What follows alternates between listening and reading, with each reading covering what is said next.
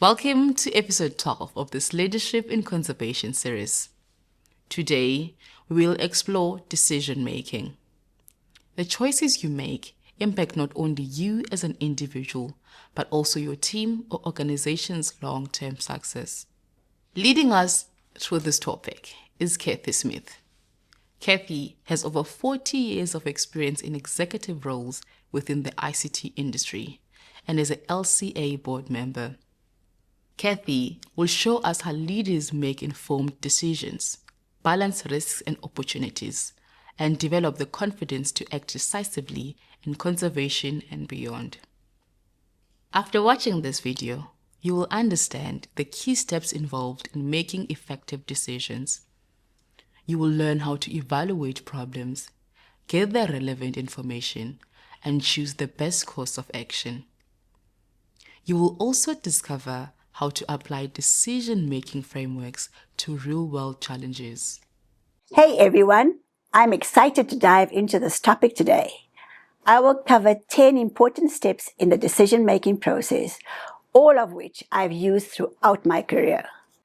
I'll explain each step with a story about Dr. Maya, an ecologist who leads a team protecting endangered mountain gorillas. These gorillas live in the Congo Basin, a dense forest home to many animals.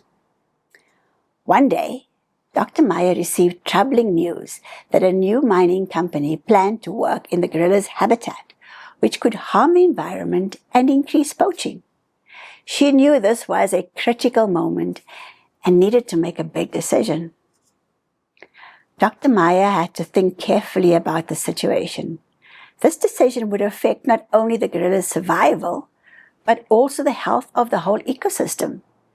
She gathered a team to figure out the best solution, and here's how they went about it. First, the team collected all the relevant facts. They researched how mining would affect the environment, consulted local experts, and checked out what harm could come to the gorillas and other wildlife. Once this was done, they had to evaluate the information. And after reviewing everything, they realized that mining would destroy the gorilla's habitat, make food scarce, and increase human-wildlife conflict. But on the other hand, mining could bring many economic benefits to the region. So what to do? They thought about different options, maybe negotiating with the mining company, or proposing other sites for mining, or launching a campaign to stop the project altogether. They weighed the risks of each option. Negotiation might not work if the company had other priorities.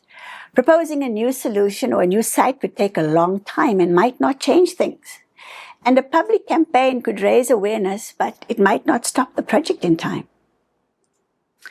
Dr. Maya knew she had to make a decision that would help protect the gorillas and their habitat. She made sure her decision was aligned with her team's mission of preserving the gorillas. Since this was a tough decision, Dr. Maya didn't make it alone. She sought input from local communities, environmental groups, and other experts. All of this helped them to build a stronger base that would help them make the final decision. Knowing that time was running out, Dr. Maya and her team took quick action and made a decision. Prioritize protecting the gorillas. So they launched a public awareness campaign to highlight the importance of protecting the gorillas and the environment. They used social media, press releases, and community events to spread the word.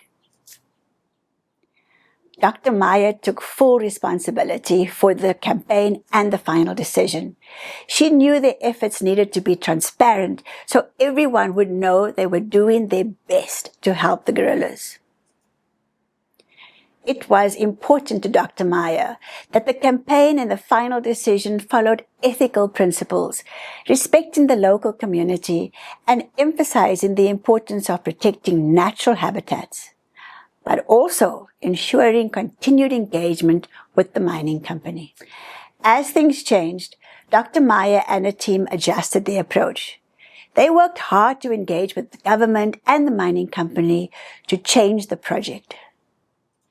In the end, their efforts paid off.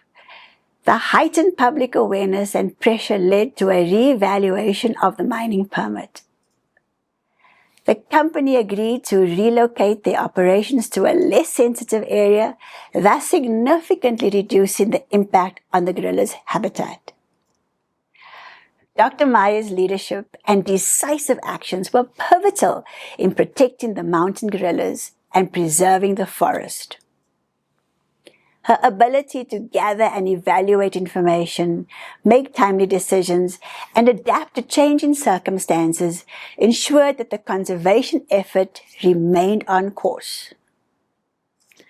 Dr. Meyer thanked her team for their support and commitment during this challenging time. Working together, they found an outcome that was a win-win for all. There are a variety of steps that help a leader in the decision-making process. In this lesson, I covered 10 key steps. But know that this is not a static process, and it's often not easy. Leaders therefore have to constantly focus on their personal growth, improving their emotional intelligence, and their use of critical thinking.